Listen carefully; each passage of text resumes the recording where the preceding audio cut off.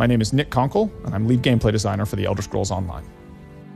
Elder Scrolls games have always had very open-ended progression systems, and this one's no different.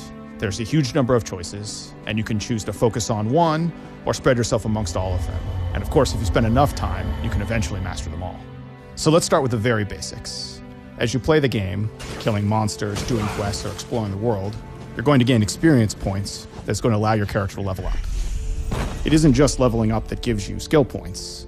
You can also get them by finding special shards in the world called sky shards, or by doing special quests along the main path.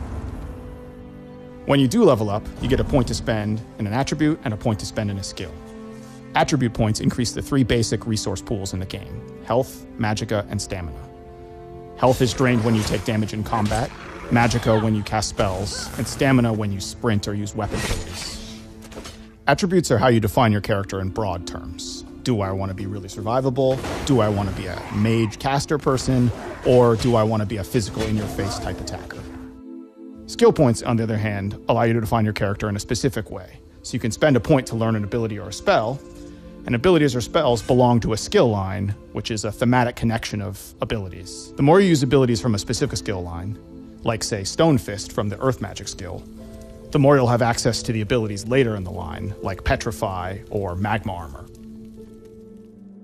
After you gained enough experience with an ability, you get the opportunity to morph it to further customize your experience with it. So, for example, the Templar ability Rush Ceremony, which heals a nearby ally, can be morphed so that it heals 3 nearby allies, or so that it restores magicka to you when you cast it. After you've advanced far enough in a skill line, you gain access to ultimate abilities, which are some of the most powerful abilities in the game. Things like Dragon Leap on the Dragon Knight, or Overload on the Sorcerer, or Nova on the Templar. Ultimate abilities work a little differently from the rest of the abilities in the game. They don't consume magicka or stamina. Instead, you have to build up for the opportunity to use them, and then when you do, you can have a devastating effect on the battlefield. So we've been talking a lot about spells that you can use in combat, which we call active abilities. But you can also spend your skill points on passive abilities.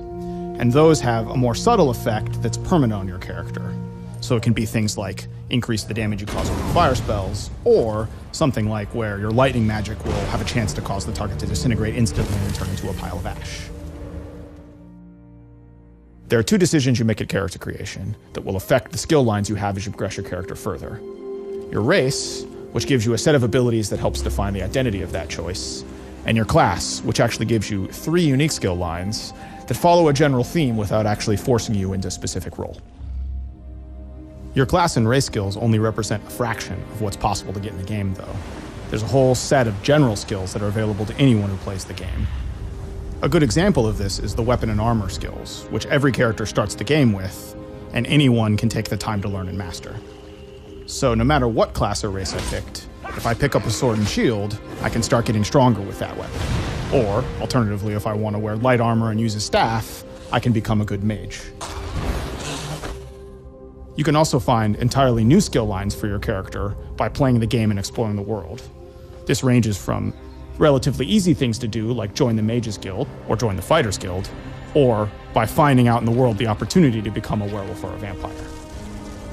Getting one of these new skill lines gives you the opportunity to get special abilities that wouldn't be available to your character otherwise. We've really only scratched the surface of all the different combinations of builds and abilities that players have been making using this progression system, and that's what you'd expect in an Elder Scrolls game. It's all about player choice.